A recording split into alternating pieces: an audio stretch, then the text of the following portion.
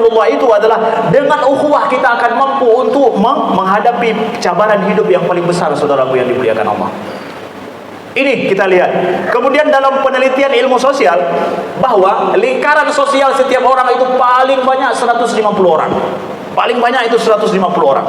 Jadi sehebat-hebat populer seseorang, yang mampu dia ingat itu hanya 150 orang dalam hidupnya. Ana lebihnya.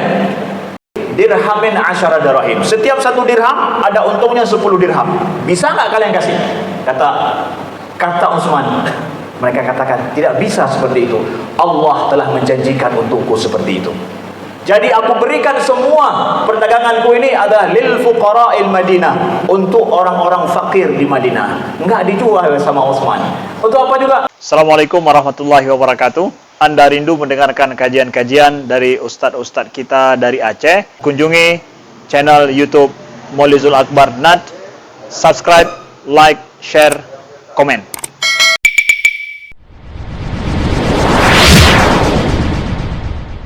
Bismillahirrahmanirrahim. Assalamualaikum warahmatullahi wabarakatuh.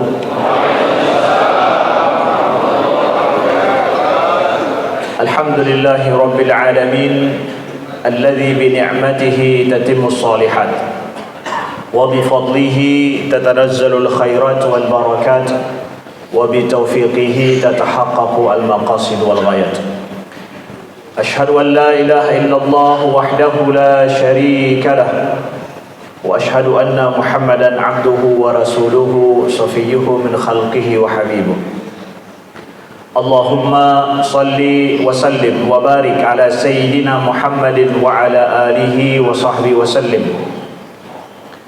Huwa tibbul qulubi wa dawaiha wa afiyatul abdani wa shifaiha wa nuril absari wa diyaiha. Sallallahu alayka ya sayyidi ya Rasulullah. Nashhadu annahu qad ballagha ar-risalah wa adda al-amanah wa nasaha al-ummah wa kashafa Allahu bihi al-ghummah wa jahada fi sabilillahi hatta atahu al-yaqin. Allahumma salli wa sallim wa barik alayhi. Subhanaka la ilma lana illa ma 'allamtana innaka antal alimul hakim. Allahumma 'allimna ma yanfa'una wanfa'na bima 'allamtana wa zidna 'ilma. Rabbana la tuzigh qulubana ba'da idh hadaytana wa hab lana min ladunka rahmah innaka antal wahhab. Rabbana innana amanna faghfir lana dhunubana wa qina 'adzaban nar. Amma ba'du. Yang dimuliakan oleh Allah, tamu-tamu Allah yang telah berhadir di rumah Allah yang mulia ini, kepada Bapak Imam Masjid, kepada Profesor Dr. Azman Ismail, Imam Masjid Raya Baitur Rahman yang kita muliakan, kepada seluruh para abu-abu, tengku-tengku, alim ulama yang berhadir, guru-guru kami, salam ta'zim dan kemuliaan daripada Allah. Semoga guru-guru kita semua selalu dalam lindungan Allah, dipanjangkan umur mereka menjadi pencerah bagi umat ini. Kepada seluruh para pejabat negara yang berhadir, kepada tokoh-tokoh masyarakat, dan kepada saudara-saudara kami yang semuanya telah berhadir, bahkan dari Abdia jauh mereka pergi ke tempat ini, dari Aceh Utara, dari Lok Semawe, kemudian dari Sigli dan sekitarnya, juga ada yang dari Sabang, seluruh Aceh. Ahlan wa sahlan wa marhaban bikum di Baitullah ini, yaitu Masjid Raya Baitur Rahman, masjid kebanggaan umat Islam di Aceh dan juga umat Islam di Nusantara ini. Saudaraku yang dimuliakan Allah, bahwa kita berterima kasih kepada alim ulama kita yang telah, dan para pejuang dai-dai kita yang telah menjadikan energi subuh ini adalah energi umat yang sangat positif. Mungkin kita tidak sebutkan nama mereka satu persatu, sudah lama dirintis demi menjaga keikhlasan mereka. Kita berterima kasih, kita doakan bahwa semua ini menjadi pahala yang berlimpah dan menjadi kesaksian di sisi Allah bahwa mereka telah berjuang untuk kebaikan bagi umat Islam dan kebaikan bagi umat Nabi sallallahu alaihi wasallam. Para jamaah sekalian, saudara-saudaraku yang dimuliakan Allah, ada hal yang ingin kami ceritakan, bahwa kita dalam rangka ini menyambut bulan suci Ramadan, Syahrullahil Mubarak, bulan yang diberkahi oleh Allah. Kita merajut ukhuwah kita bersama. Kita ingin agar ibadah kita nanti adalah maksimal karena Allah Subhanahu wa taala. Maka hubungan kita sesama manusia juga, kita ingin merajut ukhuwah Islamiyah yang lebih baik. Kita ingin bertaubat daripada segala dosa-dosa kita. Kita ingin, adakah di sana kemampuan kita untuk beribadah kepada Allah itu lebih atau tidak? Maka kita tidak akan sampai kepada Allah kalau seandainya sesama kita Islam, sesama saudara kita tidak mampu untuk menjalin ukhuwah yang lebih baik. Maka di sini saudaraku yang dimuliakan Allah, mudah-mudahan kita berdoa kepada Allah, Allah sampaikan kita kepada bulan suci Ramadan semuanya. Amin ya rabbal alamin. Allahumma balighna Ramadan, Allahumma balighna Ramadan, Allahumma balighna Ramadan. Waktub lana fihi al-maghfirah, waktub lana fihi rahmah, waktub lana fihi 'itqun minan nar ya rabbal alamin. Ketika kami kuliah, ketika dulu kami sekolah dan kuliah, kami banyak menghadiri acara kajian-kajian keislaman. Kami belajar sedikit kajian-kajian keislaman ini, dan kemudian sampai juga ke luar negeri, kami lihat bagaimana kondisi umat Islam. Nah, ada suatu hal yang aneh terjadi menurut kami pada saat itu, bahwa kita belajar Islam, ada banyak kelompok-kelompok kajiannya, tetapi yang terjadi adalah ukhuwah di antara kelompok tersebut. Setiap kajian ada ukhuwahnya, tapi ukhuwah Islamiyah, tapi yang terjadi di antara kelompok kita. Kemudian begitu juga saya lihat di luar negeri, itu pengalaman dulu ya, bahwa ada ukhuwah yang terjadi di antara kelompok-kelompok di masyarakat di Mesir. Itu ukhuwah Islamiyah, tetapi ketika mereka keluar daripada kelompok itu sudah tidak bersaudara lagi. Ini hal yang menurut kami dulu melihat bahwa ini ada yang aneh nampaknya dengan umat Islam ini, dengan ukhuwah yang terbentuk saat ini. Ada apa salahnya? Maka kita akan lihat saudaraku yang dimuliakan Allah beberapa menit ke depan ini ya. Sebenarnya bagaimana seni ukhuwah yang dibangun oleh Rasulullah sallallahu alaihi wasallam. Yang hari ini kita dengan media yang sangat canggih, kenapa kita tidak mampu mewujudkan ukhuwah Islamiyah itu? Yang padahal kita dapatkan di dalam ayat Al-Quran, Allah sebutkan innamal mu'minuna ikhwatun fa aslihu baina akhawaykum wattaqullaha la'allakum turhamun. Akhun dalam bahasa Arab itu bermakna adalah hubungan nasab, sedangkan ikhwah dalam bahasa Arab bermakna adalah hubungan persahabatan, bukan nasab. Begitu datang Al-Quran membuat suatu hubungan baru yang gak ada dalam bahasa Arab. Apa itu? Ketika Allah turunkan ayat innamal mu'minuna ikhwatun, sesungguhnya orang mukmin itu bersaudara. Saudara apa? Nasab tidak dipakai ya, persahabatan sebegitu saja, bukan begitu. Tapi lebih daripada itu apa? Ukhuwah imaniyah. Makanya ketika datang Islam membuat satu ikatan baru bagi umat manusia yang tidak ada dalam tradisi orang Arab. Apa itu? Yaitu ukhuwah imaniyah. Ukhuwah imaniyah ini adalah di atas semua ukhuwah. Makanya kalau seandainya ada seorang, dia satu keluarga tapi satu mukmin satu kafir, itu tidak saling mewarisi, karena ukhuwah iman itu lebih kuat daripada ukhuwah nasab di dalam Islam. Kuat sekali. Ini adalah hal yang baru diajarkan di dalam Islam, saudaraku yang dimuliakan Allah. Maka ukhuwah Islamiyah ini adalah ukhuwah imaniyah, ini adalah ukhuwah paling tinggi. Bagaimana itu bisa diwujudkan? Bagaimana para sahabat memaknai ukhuwah imaniyah itu? Ini yang ingin kita belajar, saudaraku yang dimuliakan Allah, untuk memperbaiki kondisi yang terjadi bukan di negeri kita saja, tetapi yang menurut hemat kami itu terjadi bahkan di kebanyakan mujtama' Islam, yaitu masyarakat Muslim. Kita lihat saudaraku yang dimuliakan Allah, bahwa ya, para sahabat dulu memaknai daripada ukhuwah itu apa? Rasa senang, rasa suka, ya. Tapi lebih daripada itu ternyata adalah seni daripada berukhuwah para sahabat itu terletak kepada al-ukhuwah hiya al-mas'uliyah wa tadhiyah. Bahwa sebenarnya persaudaraan iman itu adalah terletak pada kemampuan untuk berkorban dan bertanggung jawab. Itu intinya. Bahwa berkorban dan bertanggung jawab itu berbeda dengan pemaknaan ukhuwah kita kadang saat ini.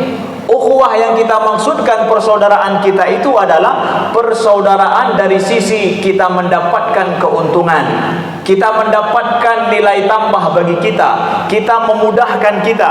Itulah akhirnya kita sebut dengan ukhuwah itu sama dengan link. Punya link enggak? Punya hubungan enggak? Dan kita akan membuat hubungan dan link itu kalau ada suatu kemaslahatan yang terjadi. Ini berbanding terbalik dengan apa yang terjadi dengan para sahabat. Kita lihat beberapa contoh. Kita lihat bahwa saudaraku yang dimuliakan Allah, dalam hadis Nabi juga banyak kisah antara Abu Darda dengan Salman Al-Farisi. Nabi mempersaudarakan antara Abu Darda dengan Salman. Suatu ketika Salman datang ke rumah Nabi, ke rumah Abu Darda. Dia melihat istri Abu Darda dalam kondisi tidak sama sekali, dalam kondisi tidak cantik, kemudian tidak terurus, dan itu terjadi sebelum diturunkan hijab, sebelum diturunkan kewajiban hijab. Lalu kemudian ditanya sama Salman, apa yang terjadi denganmu? Yang terjadi denganmu apa? Akhuka laisa lahu hajatun fin nisa. Saudaramu Abu Darda itu udah enggak peduli lagi dengan wanita. Dia sudah malamnya salat saja kerjanya, siangnya siyam puasa. Jadi tidak ada urusan lagi dengan wanita. Salman berpikir bahwa ini akan menjadi retak rumah tangga saudaranya yang bernama Abu Darda kalau ini yang terjadi. Akhirnya Salman melakukan apa? Dia pergi khusus bertamu ke rumah Abu Darda. Dia kasih tahu, aku akan bertamu ke rumahmu. Lalu kemudian dia tidur malam bersama dengan Abu Darda. Abu Darda akan bangkit bangun untuk sholat malam. Udah malam langsung mau sholat malam. Kata Salman, tidur, jangan sholat. Marah Abu Darda, tidur, jangan sholat, kata Salman. Ya. Akhirnya tidak enak, dia pun tidur. Di sepertiga malam yang terakhir baru bangun, sholat bersama. Esok paginya dihidangkan makanan untuk Salman, makan. Aku tidak makan, kata Abu Darda. Salman bilang, aku tidak makan sampai engkau makan. Jangan puasa hari ini, makan. Makan pula akhirnya karena tidak enak dengan Salman. Padahal dia biasa, Abu Darda itu untuk puasa. Besok hari, ya, Salman katakan bahwa inna alaika haqq, inna li rabbika alaika haqqan, wa inna li nafsika alaika haqqan, wa inna li ahlika alaika haqqan, fa'ati haqq kullu dhi haqqin haqqah. Wahai Abu Darda, bagi Tuhanmu ada hak, bagi dirimu ada hak, dan bagi saudaramu juga ada hak. Maka berikan setiap itu haknya. Abu Darda tidak sepakat dengan apa yang dikatakan oleh Salman, ya, dan apa yang dia lakukan tadi malam sampai hari ini. Dia pergi ke Rasulullah SAW mengadu. Diceritakan perihal ini, apa kata Nabi? Sadaqah Salman, sadaqah Salman, sadaqah Salman. Benar apa yang dikatakan oleh Salman, benar apa yang dikatakan oleh Salman. Nabi membenarkan. Syahidnya apa di sini? Salman melihat bahwa ini keruntuhan keluarga saudaranya ini terjadi di depan mata dia. Dia luangkan waktu khusus siang dan malam untuk apa? Untuk memperbaiki ini saudaranya. Kamu saudara saya, maka saya akan tinggalkan urusan saya demi untuk memperbaiki dirimu, memperbaiki engkau, keluargamu ini ada masalah. Itu saudara, ukhuwah yang dimanakan oleh para sahabat. Kemudian kata Nabi, ada sebuah kaum Asy'ariyin, yaitu Abu Hasan Al-Asy'ari, Abu Musa Al-Asy'ari bercerita begini, bahwa kami daripada orang Asy'ariyin, itu sebuah kabilah dari Yaman ya. Kami dari Asy'ariyin idza armalu, kalau dalam kondisi kami sedang kesulitan makan ketika dalam perang ataupun berada di Madinah, maka kami akan kumpulkan makanan-makanan.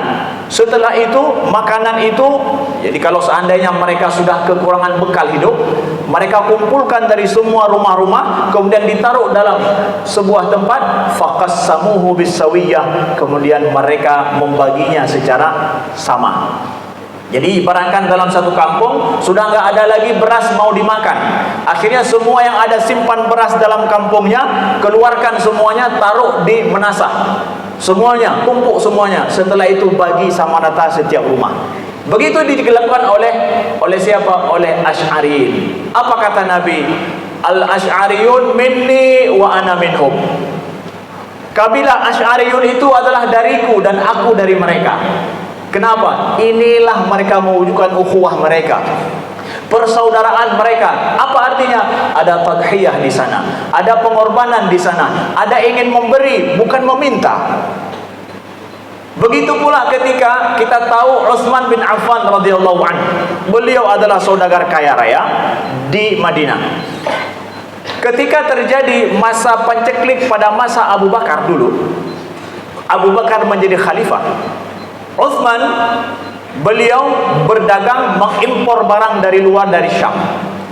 Ketika datang barang dagangan beliau yang banyak dari Syam ke Madinah, datanglah akhirnya pengusaha-pengusaha Madinah untuk membeli dari Utsman bin Affan. Ini perkumpulan daripada saudagar dan pengusaha Madinah.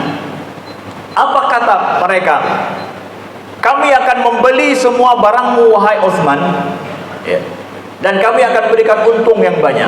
Kata Utsman, kam tarbahunani, berapa kalian akan kasih untung untukku? Ini kan para importir besar dengan saudagar besar, gak langsung jumpa sama pedagang kecil, enggak. Ini khusus ini orang-orang kadin mungkin kalau bahasa kita lah. Apa kata daripada Utsman? Kam tarbahunani, berapa kalian kasih untung untukku dengan perdagangan yang besar ini? Likulli ashratin salasata ashar, setiap 10 dirham engkau dapat untung 13 dirham. Kata Utsman, faqad zadani, ada yang kasih untung lebih untukku daripada yang kalian kasih untung itu. Kam kullu ashratin khamsata ashar, setiap 10 dirham kami akan beri untung kepadamu 15 dirham. Besar itu untungnya. Kata Salman, tidak. Kata Utsman, ada yang lebih lagi daripada yang kalian janjikan itu. Ada yang lebih lagi kasih untung. Para saudagar Madinah mengatakan, siapa? Kami ini perkumpulan daripada pedagang Madinah dan pengusaha besar kota Madinah. Siapa yang mampu menjanjikan lebih untukmu? Likulli dirhamin 10 dirham, setiap 1 dirham ada untungnya 10 dirham. Bisa nggak kalian kasih? Kata Utsman, mereka katakan tidak bisa seperti itu. Allah telah menjanjikan untukku seperti itu. Jadi aku berikan semua perdaganganku ini adalah lil fuqara'il Madinah, untuk orang-orang fakir di Madinah. Enggak dijual sama Utsman. Untuk apa juga? Diberikan untuk orang-orang fakir. Kenapa? Kondisi sedang panceklik kota Madinah masa Abu Bakar menjabat sebagai khalifah. Siapa ini? Ini orang yang menjaga ukhuwah. Menjaga ukhuwah Islamiyah adalah memberi. Bukan kita banyak meminta, bukan menyambil sebuah manfaat saja, bukan. Para sahabat memaknai seperti itu. Makanya kita dapatkan Nabi bersabda sallallahu alaihi wasallam, "Man naffasa an mu'minin kurbatan min kurabid dunya, naffasallahu anhu kurbatan min kurabi yaumil qiyamah."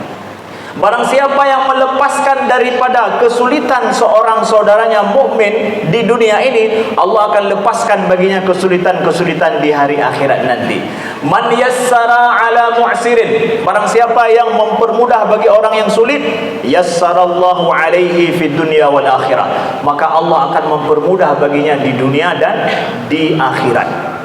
Ibnu Abbas radhiyallahu anhu, beliau sering i'tikaf di masjid dan beliau bukan orang kaya, miskin beliau.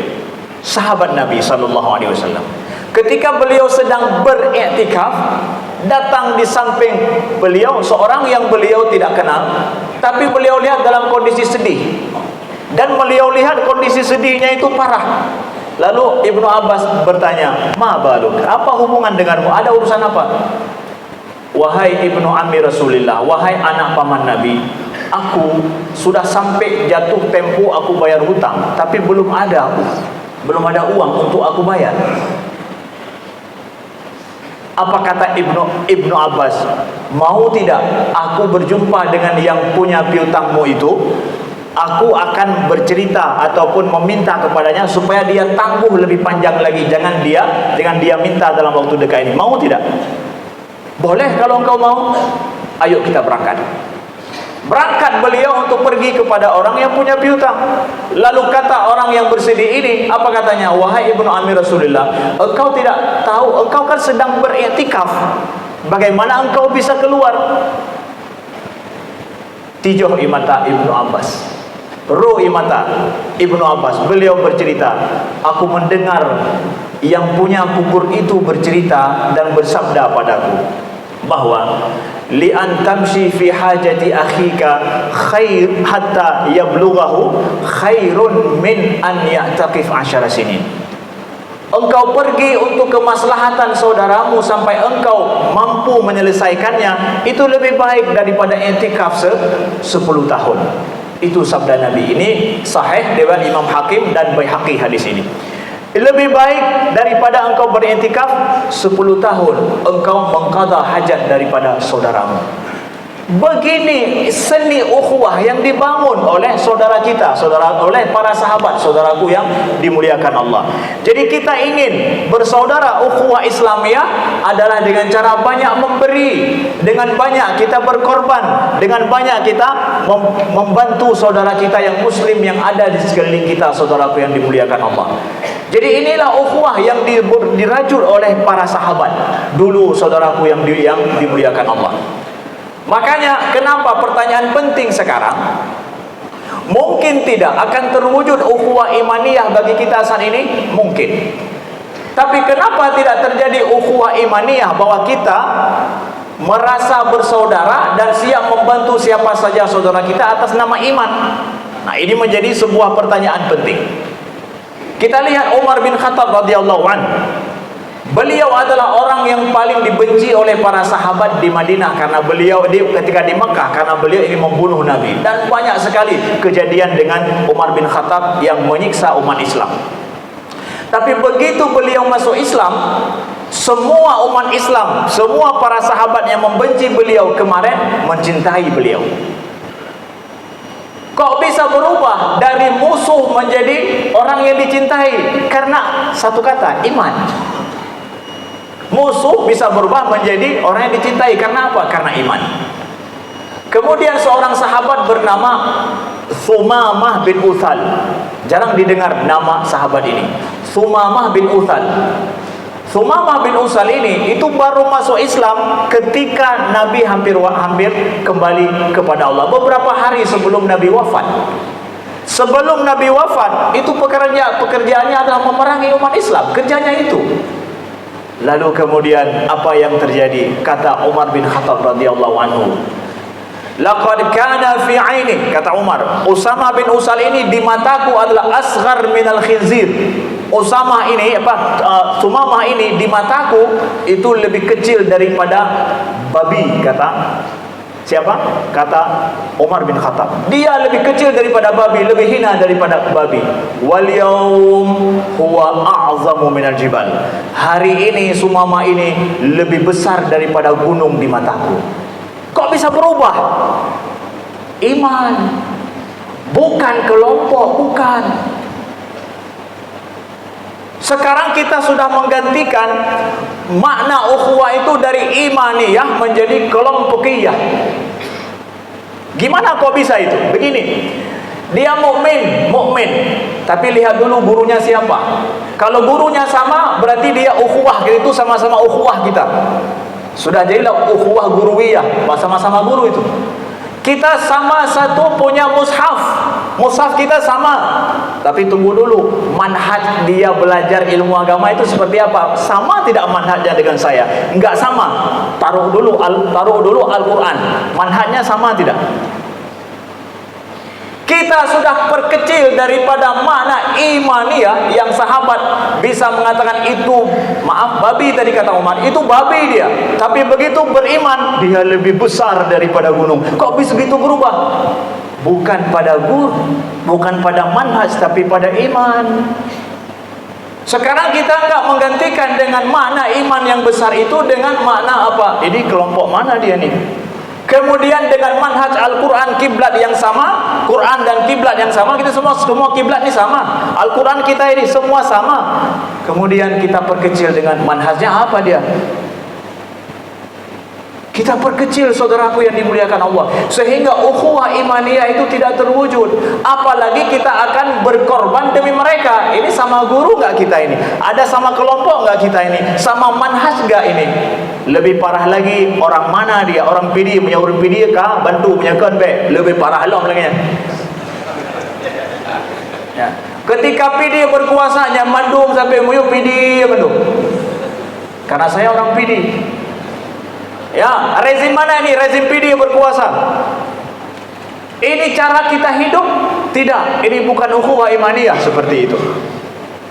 Kita berkorban disuruh untuk ukhuwah ini dengan siapa? Bagi iman, saudaraku yang dimuliakan Allah. Maka Islam ini akan sangat indah sekali. Saudaraku yang dimuliakan Allah, dalam perang dunia kedua, ini fakta saintifik. Perang dunia kedua, pada saat perang dunia kedua itu, Nazi, pasukan Nazi Jerman, Wehrmacht, itu pasukan darat Jerman paling hebat. Pasukan darat ini mau dibantu dengan pesawat atau tidak, kekuatan mereka sama. Ada yang melindungi dari atas atau tidak, kekuatan mereka tetap kuat sama.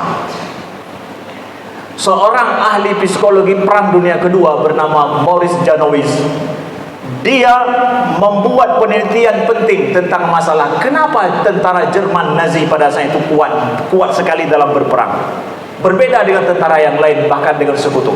Sebabnya kenapa? Banyak, katanya adalah ideologi Nazi itu luar biasa, karena Hitlernya luar biasa. Morris mengatakan bahwa hasil daripada penelitian dia, ketika dia pergi meneliti pada ratusan tentara Jerman di bagian Prancis yang sudah ditawan, dia mendapatkan bukan ideologi Nazi, bukan Jermannya orang hebat, bukannya permasalahan artileri mereka kuat, bukan. Didapatkan adalah oleh Morris apa? Bahwa sesungguhnya penyebab mereka berperang begitu hebat dibandingkan yang lain adalah Kameradschaft, bahasa Jermannya. Kameradschaft apa artinya? Persahabatan.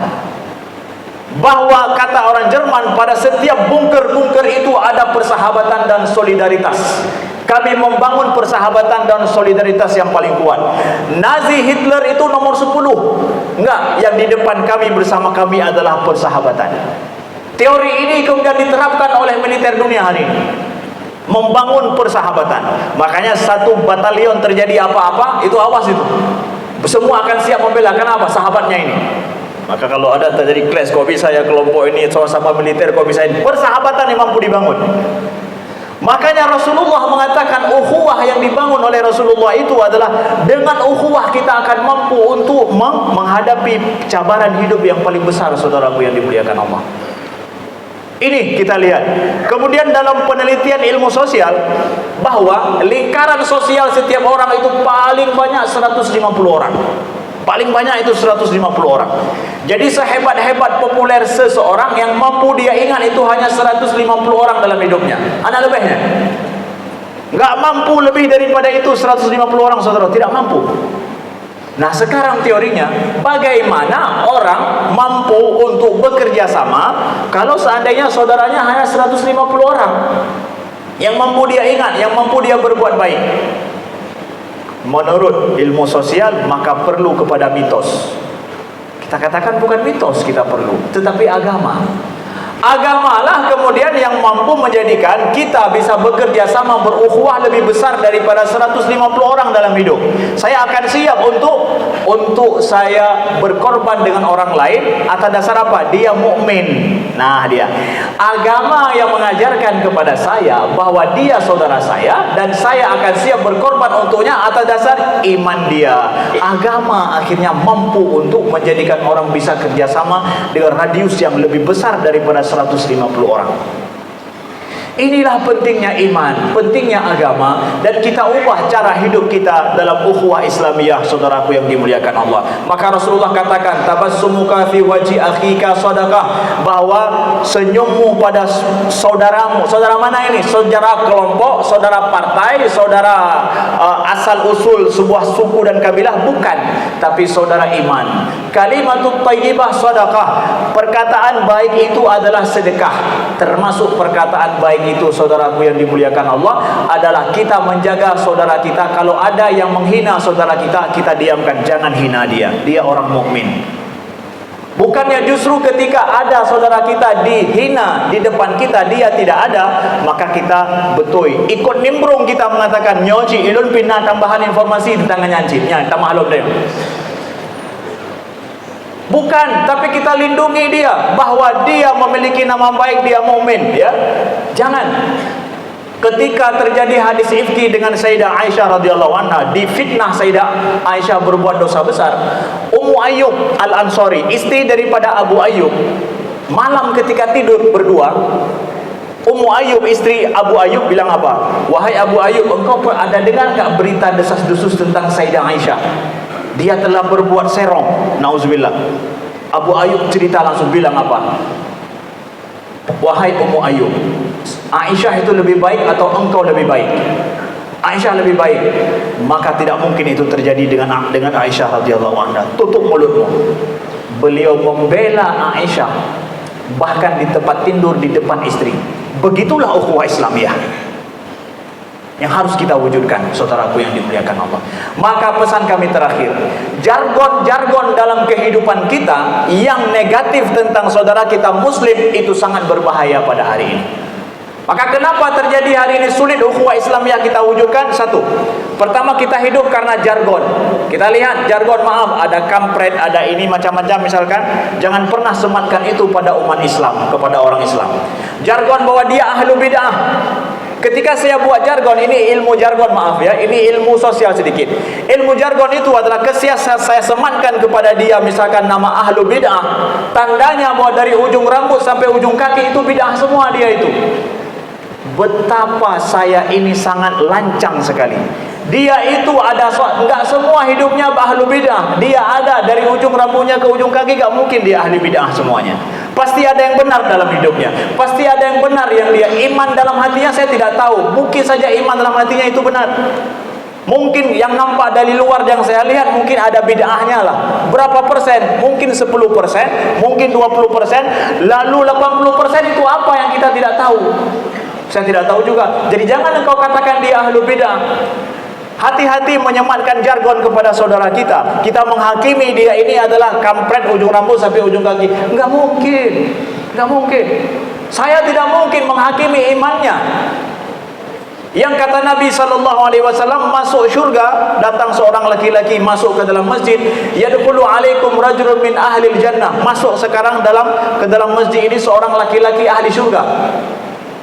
Ternyata yang datang adalah rajulun, seorang laki-laki dari Ansor yang sedang apit silau, bahasa katanya, bawa sendal begini, orang sederhana sekali. Laki-laki ini kemudian 3 hari kata Nabi dia masuk surga, dia terus. Abdullah ibnu Amru kemudian pergi ke rumahnya.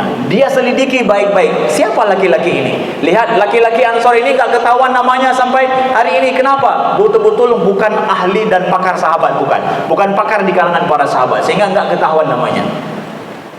Didapatkan oleh Abdullah ibnu Amru apa? Bahwa apa yang menyebabkan dia seperti ini? Bahwa ghaira anni la ajidu fi nafsi ghillal li ahad. Aku, kata laki-laki ini, tidak pernah membenci satu orang pun dalam hidupku. Aku tidak pernah membenci satu orang pun dalam hidupku. Itu yang menyebabkan dia dijanjikan surga, padahal laki-laki biasa, saudaraku yang dimuliakan Allah. Lalu kemudian setelah jargon ini apa? Ada kebencian dalam hati kita, enyahkan itu semua. Dan terakhir adalah bahwa kita belajar hari ini, saudaraku yang dimuliakan Allah, kita akan belajar dengan guru kita dalam sebuah kelompok misalkan. Nah, kelompok yang mengajarkan kita, guru yang mengajarkan kita hari ini itu adalah ketika kita belajar terus dengan beliau, dengan satu orang ataupun dua orang, kemudian kita tidak mau belajar dengan yang lain, maka kita akan menjauh dari yang lain. Ketika kita jauh daripada yang lain secara ilmu sosialnya, psikologisnya, kita akan membenci yang lain. Kenapa? Kita jauh. Dekatlah, karena sebenarnya kedekatan itulah yang menjadikan kita tidak bersangka pada siapapun. Saudaraku yang dimuliakan Allah. Dan hari ini ilmu sosial yang terakhir lagi, medsos itu. Medsos hari ini berbeda dengan berita zaman dulu. Berita zaman dulu itu tidak ketahuan siapa yang baca berita. Medsos hari ini, sekali kita klik, setelah itu akan muncul berita yang sama ratusan. Coba like sekali berita masalah kriminal, like sekali, plug. Semua berita kriminal yang lain itu akan terus datang setiap hari. Maka kita akan berpikir bahwa dunianya kriminal mendung kalaunya. Padahal bukan, itu algoritma daripada media sosial. Lalu kita akan datang, itu yang terus. Lalu kemudian grup juga akan datang. Cukup parah kalaunya. Ya. Kenapa? Berita-berita itu yang kita share. Kenapa? Algoritma mengumpulkan semua berita yang sama, dikasih untuk kita. Pandangan kita tentang dunia berubah. Hati-hati. Maka medsos kalau tidak bijak kita ini kan, maka kita akan berpandangan tidak baik terhadap saudara kita. Mudah-mudahan Allah rahmati kita, Allah jadikan kita mutahabbina fi jalalihi, orang-orang yang mencintai karena dengan saudaranya, yang sabda yang kata Allah dalam firman-Nya sahadis Al-Qudsi, wajabat mahabbati, wajabat mahabbati.